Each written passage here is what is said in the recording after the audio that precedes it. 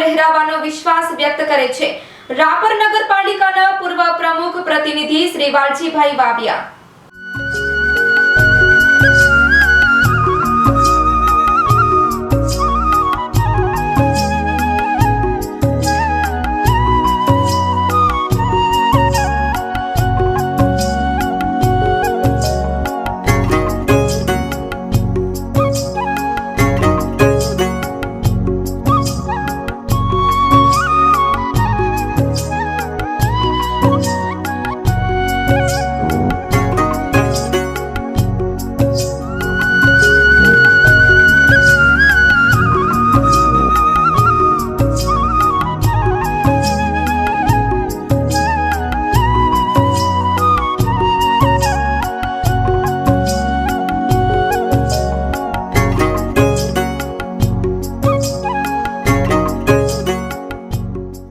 नमस्कार दर्शक मित्रों, हूँ घनश्याम बारोट ने आप જોઈ રહ્યા છો કસકેટ ટીવી ન્યૂઝ। खास तो रापर नगरपालिकाની ચૂંટણીનું ચિત્ર આજે સ્પષ્ટ થઈ ગયું છે। હજી બપોર સુધી કાંઈક નવા જૂની થવાના એંધાણ કદાચ બની શકે। હજી 2-4 ફોર્મ રદ થાય કે આજે છેલ્લી તારીખ છે, મતલબ 66 ફોર્મ એવા છે કે જે 77માંથી મંજૂર થઈ ચૂક્યા છે।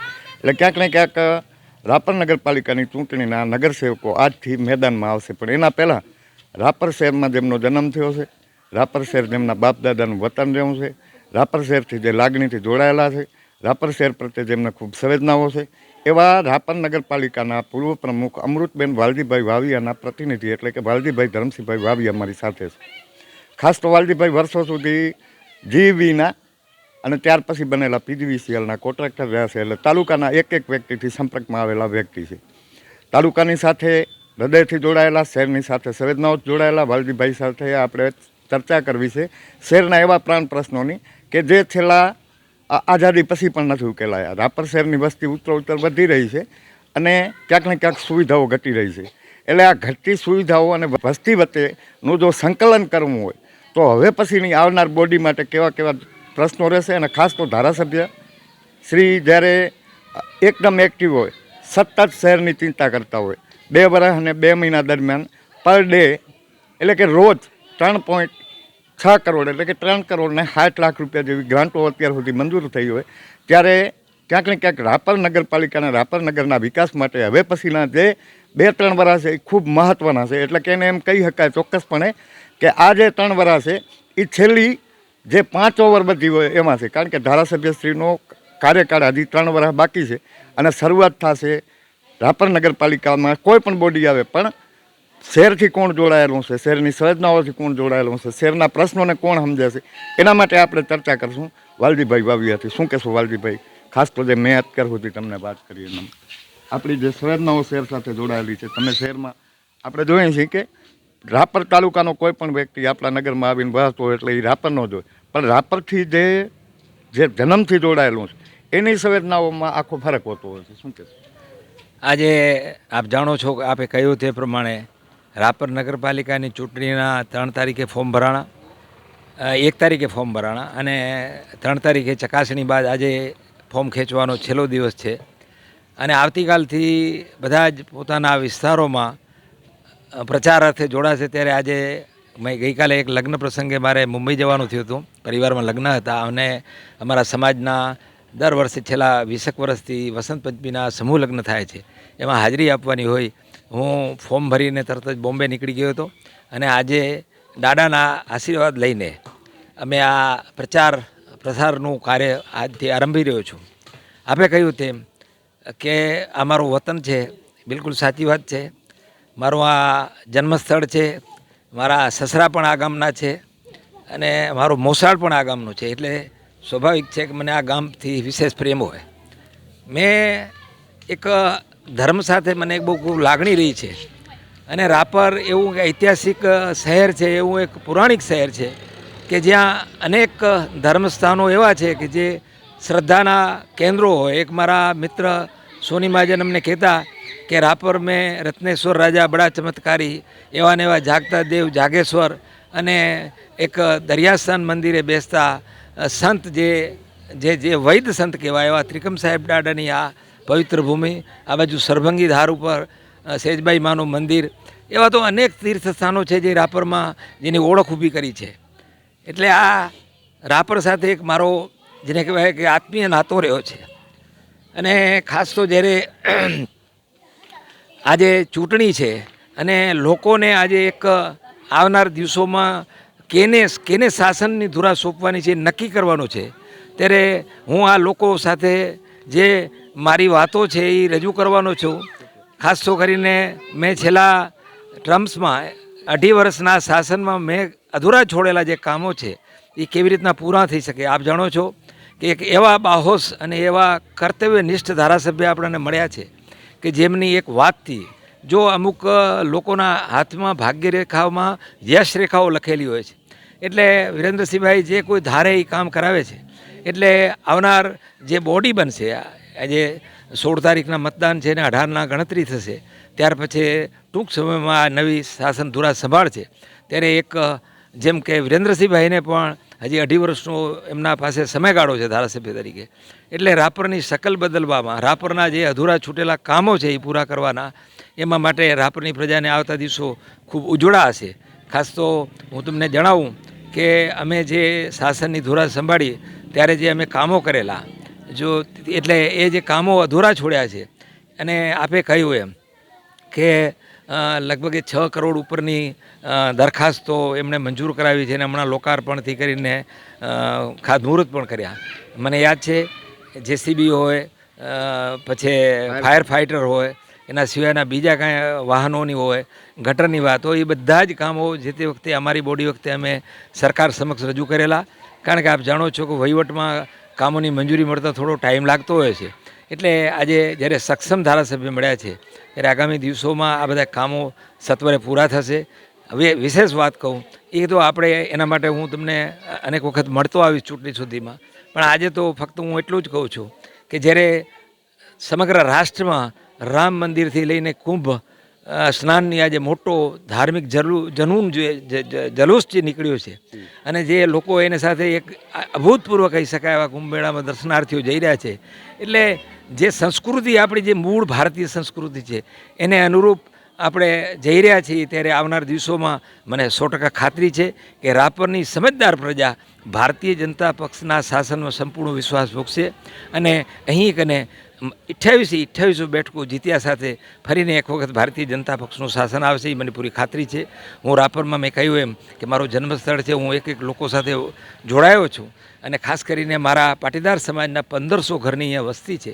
અમારા પાટીદાર સમાજના 5 ભાઈઓને પાર્ટીએ ટિકિટ પણ આપી છે. જે બુદ્ધિશાળીઓ છે, જે ગામના શુભચિંતકો છે, એવા લોકોને પસંદગી કરીને જ્યારે ટિકિટ આપી છે ત્યારે મને પાકી ખાતરી છે કે આ સમજદાર રાપરની સમજુ અને સાણી પ્રજા ભારતીય જનતા પક્ષમાં જબરજસ્ત વિશ્વાસ મૂકશે એવી મને પૂરી ખાતરી છે. ખાસ તો તમે 5 પાટીદાર નગરસેવકોને પાર્ટી દ્વારા મૂકવામાં આવ્યા એની વાત કરી, એની સાથે સાથે એક બીજી પણ વાત કરું કે પાર્ટીએ અત્યારે જે શહેર ભાજપના પ્રમુખ છે એ પણ પાટીદાર જ મૂક્યા છે. એટલે ક્યાંક ને ક્યાંક ભારતીય જનતા પાર્ટી દ્વારા જે પાટીદારોને મહત્ત્વ આપવામાં આવ્યું છે, શું કહેશો ખાસ તો આ એક પાટીદાર તરીકે? હા, એ પણ હું તમને કહેવાનો જ હતો કે આજે શહેર ભાજપના પ્રમુખ તરીકે ભાઈ શ્રી લાલજીભાઈ કારોતરાને પાર્ટીએ જવાબદારી સોંપી છે. ખૂબ નિષ્ઠાવાન અને ખંતીલા કાર્યકર છે, વર્ષોથી પાર્ટી સાથે જોડાયા છે. અને મેં તમને કહ્યું એમ કે જેમ કે રાપરની ભૌગોલિકતા એવી છે કે આ ગામ એટલે ત્રિકમ સાહેબની સમાધિ સ્થળનું ગામ છે. એટલે આ એક આખો અહીંયા મોટો સમાજ અહીંયા વસે છે, જે દાદાના સાનિધ્યમાં એને ખૂબ એને ભક્તિથી જોડાયેલો છે. સેજબાઈ માની જગ્યા પણ એ પણ એમના સમાજની જગ્યા છે. એટલે આ સમાજ 100% ભારતીય જનતા પક્ષ સાથે જોડાશે. એના સાથે સાથે પાટીદાર સમાજના જે મેં કહ્યું તેમ 1500 ઘર છે, એ બધા જ પરિવારજનો, અને હું તો કહું કે એક ગામનો નાગરિક આ રત્નેશ્વરના પરમ સ્નેહ ભક્તો છે. કારણ કે એના હરેક ગામનો એક જૈન કયો, ઠક્કર કયો, પટેલો કયો, રાજપૂતો કયો, આ બધા જ લોકો દાદાને બહુ માને છે અને એમાં અપાર શ્રદ્ધા રાખે છે.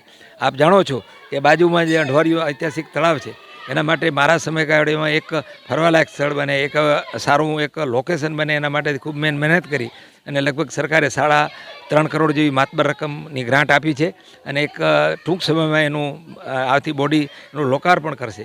ત્યારે હું 100% કહું છું કે એમાં હજી ઘણું બધું કામ કરવાનું છે. જે અમારી ગ્રાન્ટમાં ઓછી રકમ પડે છે એ અમે આગામી ગ્રાન્ટોમાંથી એને લઈ અને એક આદર્શ તળાવ બનાવશું, જેમ નગાસર બન્યું છે. એ જ પ્રમાણે અહીં કને ભગવાન સ્વામિનારાયણની આ તીર્થસ્થાન છે. આ પવિત્ર એમના સ્વામિનારાયણ સંપ્રદાયનું એક પ્રસાદીનું ધામ છે. મહારાજ અહીંયા કને રાપરમાં પોતે જ્યારે વિચરણ કરતા હતા ત્યારે અહીંયા પધાર્યા હતા અને નગાસર તળાવના પાર ઉપર એમના સંતો હરિભક્તોએ એના પગલાં પણ કર્યા છે. એટલે અહીંયા આગામી દિવસોમાં શિખરબંધ મંદિર બની રહ્યું છે. કેપી સ્વામી અને એમની સમગ્ર સંતોની ટીમ અને હરિભક્તો ખૂબ મહેનત કરી રહ્યા છે. એ તમામ ભારતીય જનતા પક્ષના ભગવા રંગે રંગાયેલા છે. એટલે મને પૂરી ખાતરી છે, જો લોકશાહીમાં પાર્ટીઓ તો સામસામે લડતી હોય છે, એનાથી કોઈ ફરક નથી પડતો. પણ હું જે સમજું છું, જે મારા જાહેર જીવનના 45 વર્ષના અનુભવો છે અને એના અનુસંધાને હું જે માનું છું એ પ્રમાણે રાપરની સમજુ પ્રજા, ફરીને તમને કહું છું, 28 બેઠકો નહીં પણ તમામ બેઠકો ખૂબ જંગી બહુમતીથી ભારતીય જનતા પક્ષની ફેવરમાં મતદાન કરશે, મને પૂરી ખાતરી છે. ફરીને એકવાર હું રાપરની જનતાને વિનંતી કરું છું, જો મારી સાથે કોઈ વૈચારિક મતભેદ હોય એ હોય બધું જવા દો, પણ હું હજી કહું છું કે રાપરના હિતમાં જ્યારે કેન્દ્રમાં નરેન્દ્રભાઈની સરકાર હોય, ગુજરાતમાં ભૂપેન્દ્રભાઈની કાર્યશીલ સરકાર હોય, કે જે એક દિવસ એક ક્ષણ ગુજરાત માટે વિચારતી હોય. આજે વિશ્વમાં ગુજરાતનું નામ જે નરેન્દ્રભાઈના શાસન પછી આજે ગુજરાતનું નામ થયું છે. સમગ્ર દેશમાં ગુજરાત મોડેલ તરીકે આજે ભારતીય જનતા પક્ષ શાસન ધુરા સંભાળતી હોય એવા દેશના રાજ્ય એટલે કચ્છ, અને કચ્છનું એક પ્રાંત એટલે રાપર ખૂબ મોટો વિસ્તાર છે. અનેક સમસ્યાઓ છે, આપણે એની વર્ણન વાત કરશું અને એનું કેવી રીતના નિરાકરણ કરશું એની પણ વાતો કરશું. પણ ફરીને હું એટલું ચોક્કસ કહું છું કે આ મારું રાપર ખૂબ સમજદાર રાપર છે અને અમારા પાર્ટીના અમારા ઉમેદવારોના તરફેણમાં અતિ ઉત્સાહ સાથે ખૂબ મોટી જંગી બહુમતીથી અને વિજય. મતલબ કે નરેન્દ્ર, ભૂપેન્દ્ર અને વિરેન્દ્રના શાસનમાં રાપર નગરપાલિકાની જે ટીમ બનશે એ જે અધૂરા કાર્યો છે એ પૂરા લઈને આવશે. પણ મારે તમને એક બીજો પ્રશ્ન પૂછવો છે. કાલે જે ભચાઉનું પરિણામ આવ્યું, ક્યાંક ને ક્યાંક હું તો એને ઐતિહાસિક માનું છું કે આખી 22 સીટો એમને બિનહરીફ થઈ જાય.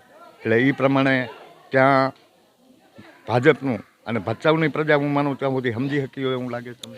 બિલકુલ, હું તમને કહું છું કે એ જે વિજેતા ઉમેદવારો થયા છે એને અભિનંદન આપું છું. રાપરની એક સીટ પણ બિનહરીફ થઈ છે અને કદાચ હજી થોડી 2 સીટ થશે પણ ખરી, પણ થોડુંક જેને કહેવાય કે થોડુંક પ્લાનિંગમાં થોડુંક ડિફરન્સ અથવા તો જેને કહેવાય કે મોડું થયું છે, એને કારણે નહીંતર રાપરના પરિણામો આ જ આવત. લોકો વિરેન્દ્રસિંહભાઈના કામથી ખૂબ સંતુષ્ટ છે અને એ નિષ્પક્ષ વાત છે કે ભલે રાપરની સમસ્યાઓ અનેક છે અને અહીંયા છેલ્લા 2 વર્ષથી સરકાર કને શાસન છે, એટલે ધાર્યા કામો ન પણ થતા હોય પણ લોકો એ સારી રીતે સમજે છે. આપ જાણો છો, આપ ભચાઉથી વાકેફ છો, બાપુના પરિવાર સાથે આપણે જોડાયેલા છો, ત્યારે ભચાઉમાં જે વિકાસ થયો છે એ વિકાસની રૂપરેખા આપણે રાપરમાં આંકવી છે એ વાત નિશ્ચિત છે. અને વિરેન્દ્રસિંહભાઈથી અમારે 2 દિવસ પહેલાં પણ વાત થઈ હતી અને અમે કન્ટિન્યુઅસ એમના સંપર્કમાં છીએ. એમનું કહેવાનું એવું થાય છે કે એક સમય એવો આવશે કે લોકો ભૂલી જશે કે રાપરમાં કોઈ સમસ્યા હતી. આપે એ પણ કહ્યું કે હું જીબી સાથે જોડાયેલો છું, એના માટે પણ મારા મગજમાં ઘણા બધા પ્રશ્નો છે કે જે નાની મોટી સમસ્યાઓ છે એને કેમ નિરાકરણ કરવી. મેં જ્યારે નગરપાલિકાનો પ્રમુખ મારી ધર્મપત્નીએ પદ ગ્રહણ કર્યું હતું ત્યારે એક મારું સ્વપ્ન હતું કે વીજ સમસ્યા રહિત રાપર શહેર કેમ બને. એ દિશામાં મેં ઘણું બધું કામ કર્યું છે અને આવનાર દિવસોમાં ઘણા બધા હજી કામો થશે. એની વિગતવાર હું વિસ્તૃત તમને આગના દિવસોમાં માહિતી આપીશ. પણ હું ફરીને કહું છું કે મારી સંવેદનાઓ, મારી એક જેને કહેવાય કે લાગણીઓ આ રાપર શહેર સાથે જોડાઈ છે. ત્યારે હું હરેક પ્રજાને એક મતદારને અપીલ કરું છું કે તમે ભારતીય જનતા પક્ષની ફેવરમાં અને માનનીય નરેન્દ્રભાઈ કે જેમણે કચ્છને સવાયું પોતાનું વતન ગણ્યું છે અને ભૂપેન્દ્રભાઈ જે રીતના કામ કરે છે, એ માણસ એક 24 કલાક ગુજરાત માટે કાર્યરત હોય ત્યારે એક પાટીદાર સમાજના દીકરાના રૂપે મને ગર્વ છે. આ સરદારની ભૂમિ છે અને અમારો વાગડમાં 72 ગામમાં પાટીદાર સમાજનો મોટો બહુમતીવાળો વિસ્તાર છે. ત્યારે અમે ભારતીય જનતા પક્ષ સાથે વરેલા હોય છે. ક્યારેક જાતિગત સમીકરણોને કારણે પરિણામ ઊંધા આડાવડા થતા હોય છે, પણ મને આ ચૂંટણીમાં પાકી ખાતરી છે કે ભારતીય જનતા પક્ષની ફેવરમાં હરેક સમાજના લોકો પોતાના ગામના હિતમાં વોટ કરશે એવી મને પૂરી ખાતરી છે. તો દર્શક મિત્રો, વાલજીભાઈ વાવિયાનો આ પ્રથમ ઇન્ટરવ્યૂ છે, લાસ્ટ નથી. ટૂંકમાં કહેવું હોય તો એટલું ચોક્કસપણે કહી શકું કે વાલજીભાઈને મેં હજી સુધી શહેરના એક પણ પ્રશ્ન વિશે પૂછા નથી કરી. એ આપણે શહેરના પ્રશ્નો અને એની સમસ્યાઓ ને કઈ રીતે સમાધાન કરવું એના માટે ફરીથી કાલે મળશું. ત્યાં સુધી આપ જુઓ છો એમ જે શહેરમાં અત્યારે જે જરૂર છે એટલે ક્યાંક ને ક્યાંક એક એવી બોડી પસંદ કરજો કે આપણે આગામી 5 વર્ષ પછી 6ઠ્ઠા વર્ષે કોઈ આપણી પાસે પ્રશ્ન ન રહે. Ghanshyam Barot, Kutch care TV news, Rapar, Gujarat.